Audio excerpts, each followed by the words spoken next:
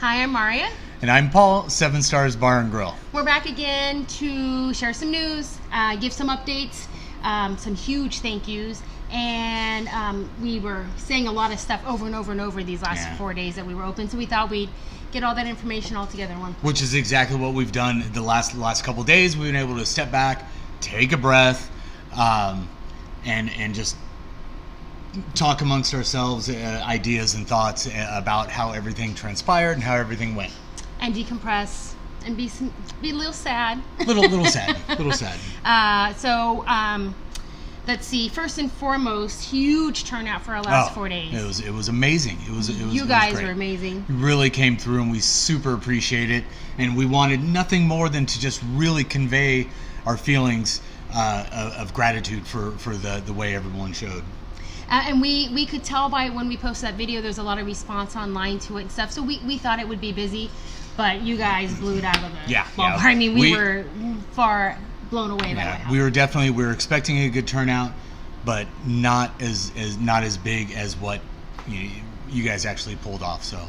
Yeah, and Paul was in the kitchen for every hour that we were open all the last 4 days. He did have help too. James Cunha was in here too. Yep, my brother was back there helping me out. We were able to tag team orders and knockout orders on our own. That did afford me like a minute here and there to stick my head out and say hello, but for the most part, I was back there 10, 11 hours each day. So first of all, first and foremost, also, or I guess not first, we already did first. Next, also, our apologies. There were so many messages that came through. People trying to order after we'd already were filled up for the day. Some great thank yous, and to be honest, I haven't opened them all. We just needed a couple of days to decompress and kind of. It's been hard. And so we will be answering all those messages. We really apologize if we weren't able to get an order, and we really wanted to be able to take care of everyone that wanted to be a part of it, and so we're really sorry we're not able to do that. But we did our absolute best. I'm super proud of the work that I did. Super proud of myself. Yay, my brother, yay! I'm his number one fan. But I know what it's like out in front of behind the bar, and how that can be. So I am super proud of the work that Maria did, Travis, Kat, Melissa, everybody that came through. And so just give you an idea, and like we didn't even have a system for like reserving pickup times and doing all of that. Like that wasn't a thing we ever had to do before. No. But we started taking reservations for Friday and Saturday on Thursday to get requested pickup times. So we were developing a whole new system we never used before in a way that we like taking orders online and through the messaging, Facebook messaging, Instagram messaging. So it was just a lot. It was a lot happening, a lot all at once. So we know we missed some, and we truly apologize. It was definitely not our intention. So we heard a lot of questions over the last 4 days that we were open, and we found ourselves repeating a lot of the answers over and over. So we thought we'd come here to get all that information out all in one place. First, the good news. Good news, yes. There was some. So there was a lot. We posted about our break-in last Monday night where our glass door was broken, and there were so many people. Public posts online, messages to us, can we fundraise, can we help you cover the repairs? And we just asked everyone to just hold on, because we didn't even know the cost of anything. We hadn't even looked into getting a quote or who could do it, how it could get done. And honestly, we were just really taken aback by the show of support and the willingness to want to help us out like that. So we just asked everyone to just put on hold, let us see what this is even going to look like. And then we had an amazing benefactor who's choosing to remain anonymous, who totally and completely took care of our glass door, which was the biggest part of the whole thing. They made the calls, they scheduled the inspection, they paid for the service and the supplies, and just 100% took care of it. We just had to meet the repairman here. That's it. And with everything else happening this weekend, it would have been difficult for us to try and take care of all that. So big, you know who you are. Thank you very much. And so no need to fundraise for that. And we also had an offer of a cash drawer to replace someone that was stolen. Again, things were so hectic these last 4 days that they sent us information. We're trying to see if it fits with our POS, and we haven't even had a chance to do that yet. So that's on our list, but it looks like everything could be totally taken care of, so which is amazing, and thank you. Thank you very much. Yeah. And then Oh, and then there was also lots of questions about how long are we going to be closed for. And I feel like I wondered if maybe some people thought we were being a little bit coy or holding back some information. But when we made last week's video, we really don't know. I was going to do this all out of order now. I don't know if I should stop and like back up or... No, whatever, however, just get the point across. Yeah. Well, I have my own personal set of beliefs. And my personal beliefs I've been able to keep private through my Facebook feed and stuff. And so like I have a rule on there, no arguing, because it's not public and I'm not putting it out there for everyone, but the bar is public. And so we have decided over the years, we've always tried really hard to not have the bar be political, to not have the bar have huge opinions. I mean, there's basic, decent human rights and equal treatment, and everyone's welcome here, and there's these big ideas, but otherwise we really tried hard to stay away from that. That's about the extent of it. That's about the extent. And if you're any sort of regular friend, or you've been here before, heard about us, you know that we're super inclusive, and that we absolutely aspire to keep this a safe zone here for everyone. That being said, I have lots of opinions and I am passionate about a lot of things, and so one of those things has to do with what's happening right now with our shelter in place and COVID-19 and everything. There's a lot of different approaches to take to that. Personally, I take it very seriously. My parents are retired RNs from Valley Med. Altogether, they put in 71 years over there. This virus scares them, which my mom has always been nicknamed Dorothy Walk It Off Paiseki. Yeah, rub some dirt on it. Yeah. Go back outside. You ask her about something, it's never call the doctor, you should go to the ER. It's like, it'll probably be fine. You know, she's been scared about this. And one of the things that had always, since the beginning of the news coverage of it in like Italy and other places, was all the healthcare workers getting sick. And her position on that was that no matter who's in charge and leadership in different countries or whatnot, hospital workers, healthcare workers know how to be safe, and they are always dealing with infectious diseases. They are always faced with those things, and to see so many of them getting ill really concerned her about the veracity of this virus. And so we take it very, very seriously. I also, on my own personal news feed, someone I know had tested positive, and on day 35 after they tested positive, they ended up in the hospital, and they're now on day 52 and still not recovered. And I'm sure there are people out there who know someone who tested positive and had no symptoms, and it's not a big deal. Yeah. But those two pieces of information for us has made it really scary and made it really real to us, and something that we really take seriously. And our staff, pretty much all of them are either high risk or they have loved ones nearby that are high risk, and so they've been very concerned. So this is definitely not something that we take lightly. We have watched our business grind to a halt in a matter of days. Screeching. Yeah. And that was hard. Especially we were running a business that was successful and almost kind of an anomaly in the bar and restaurant business. In the first year of being open, half of new restaurants and bars closed.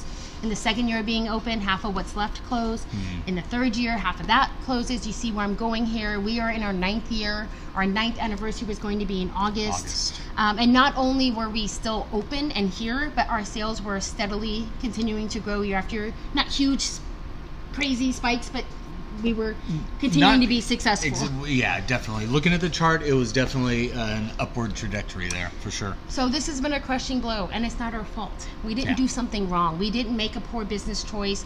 We didn't fail to keep up with changing times. You know, this isn't something that we didn't leave something on that caused a disaster. We didn't do anything. I wish I had something physical to blame, so that's something that I can rage at, but this was completely out of our hands. And so we're upset.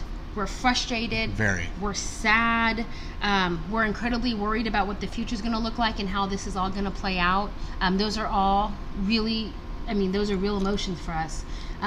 But we blame the virus. We don't blame the public policy. We don't blame the people making the public policy.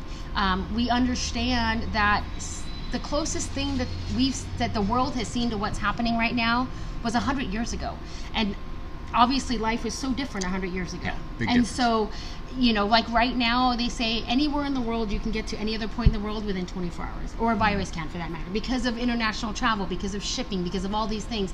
That wasn't the case 100 years ago. So when people are demanding timelines of when things can reopen or how things can be, I would imagine, I'm not an epidemiologist, but I would imagine it's very hard to get that right. And I know personally people have said to us, like, well, I'm sure you guys know what you're doing. We don't know what we're doing. Nope. Nobody does. We're all taking different approaches. We're all hedging our bets. We're guessing as to how things may play out, and we're all hoping we're right. And at the end of the day, some will be right and some will be wrong. But I can't help but feel like it's mostly dumb luck. We're all guessing. There's not a lot of patterns to go off of, or any other business emergency happens. If we'd had a fire or something like that had happened, we could go and ask someone else who's been through the same thing. What do you do? How do you get through it? Yeah. What are you gonna do? This is not like that. So, and most importantly, the reason we blame the virus and not policies or anything is the 2 weeks before the SIP, shelter in place, went into effect. Our business had already started to nosedive. We had cancellation after cancellation. We noticed it for sure. We felt it here in the crowds in the evenings, on the weekends, during the week. We could see that there was a trend that it was heading down, and we feel. What? I'm sorry. Oh. I don't know where you're going. I thought you were ready to jump in there. I like to let Mario talk about my feelings. So. Which part are you feeling about, though? I didn't know. I'm sorry. No, it's fine. It's fine. But it's a virus. Bottom line, it's a virus, and the more that if the SIP gets lifted too quickly, then this is only going to last longer, and more people are going to die, and dead people don't spend money. So we understand that fixing the economy and fixing our economy here, our personal or the business economy, is about people being healthy long term, and so that's what we're really hoping for. So again, when we send the video, we don't know how long we'll be closed for. That's really true. I think of it as all these balls in the air, almost like juggling, and we just don't know which ball's coming down next, or how fast, or how heavy, or what's going to happen. And that's funny because I can juggle. I cannot. All right, I can juggle, but not this many. So, we got the SBA PPP loan, and the initial terms set out a time and terms on how to spend it to get it forgiven. And then more than halfway through that time, they changed their mind about how long. They gave us more time and eased the terms of how to spend it, which is overall great, but we were already 5 weeks in. So that was one of the reasons to press pause, because we were doing what we were doing because we thought we had to. And it wasn't the business wasn't there. The sales weren't there. And we know, we could tell over these last 4 days, you guys love us. We know that. But we just think what we've been witnessing and looking around businesses in town is that supply's been going up. More and more places that had been closed before are now reopening, or they have outdoor dining, which is something that didn't work for us. Yeah. And then the demand's been going down. That first month was almost like a vacation or like a party. Let's order out from our favorite places, and everyone was ordering out several times a week. And then now we're into the third, fourth month now, and so I think it's just not as many people are doing the takeout like they were. And so the combination of those two made it really, really difficult to keep the doors open. There was another ball that's up in the air. There could be laws or policies passed that would help us with our rent and our lease negotiations. So right now, as we have been trying to do our best to stay open for some amount of hours or some days a week, our utilities have stayed the same, our rent has stayed the same, and our labor, in so much as how much we pay per hour, has stayed the same. And so, but our sales are down 90%. So it's been really difficult to see a path forward with all of those other things going on, but there could be policies coming. There could be, and like we've said before, we're paying attention to this stuff. We were constantly getting bombarded with emails from different organizations updating what's going on, what's changing, what's new, and like we've said in the other videos, hey, we've got more changes, more rules. This stuff changes, so in order to help keep up with it, we had to take these measures here. So another ball that is up in the air is indoor dining guidelines. So we have no idea of a timeline on when that's going to happen, and we understand why there's not one. We understand you can't say now that in a month it'll be fine, because we don't know. You can't. Yeah. And then also we don't know what the guidelines what they're going to require of us. Right. So it could involve us having to invest in accommodations. We might have to put up partitions, or other ways, maybe change what utensils we have, or different. There just could be things we'd have to invest in, and we've seen in other states where people made those investments, businesses did, and then they were shut down within a week or two because there was either a spike or the shelter in place changed because things weren't happening. And so that's a big concern too. And so we already talked about what a big concern we're taking the virus and everything, but as we're driving through town, as we're going through our Facebook feeds online, we're seeing that a lot of people are not following the rules. So they have these restrictions with outdoor dining, but we're seeing that there are businesses, or not following the rules would be some businesses opening up that are not within the within the categories that are supposed to be open, or outdoor dining where it doesn't seem like it looks really crowded, or people aren't keeping masks on even when they are not actually sitting down dining, things like that, which make us feel like there's going to be some huge spikes. And as I mentioned, my friend who didn't go to the hospital until day 35 after her positive test, means if they're being exposed now, it could be 5 to 6 weeks before they're in the hospital. And if we wait for the hospitals to be full, it could be really too late. Yeah. And so it doesn't feel as safe for us. We also don't know what those guidelines we're going to require, and if they require a huge investment without a guarantee. So that's another ball. Like, if the spikes don't happen and we're wrong and the hot weather really does help, and which is what we've heard. Then you know what? If that's the case, throw it in our face. I don't care. I know that we are safe. We feel comfortable. We're doing what we're doing, and not opening up, not trying to push those limits like that. But if those spikes don't happen, if the guidelines work for like the outdoor guidelines, nothing with our location where we were with the area, it was out of our control. There was nothing that we could do to make that work. But the indoor guidelines could come out and it could be totally something that works for us. The spikes could not happen. We could be open up again in a few weeks. Like, we really, really just don't know. So as all these balls come down, we'll continue to do our research, do our due diligence, look into things. One thing that's been happening since the SIP started, is it's been mostly us working for the majority of the time. Yeah. And so there's an old saying, which my son just told me he saw on a YouTube video too, but you can't work on your business if you're in your business. So when we're just here covering shift after shift and doing different things, it's really hard for us to spend that time researching or even just collaborating and just thinking about things and trying to figure it all out.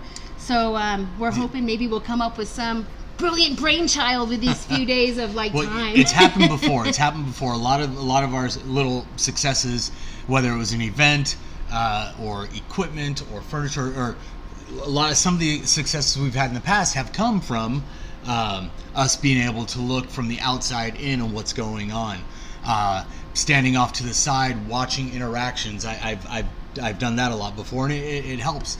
But it just goes to say that we need to be able to step back and look in on what's going on. Yeah, so maybe there's some genius idea that we could totally incorporate that, fits in with COVID-19 and a future path here. Yeah. So we're just taking that time, that pause.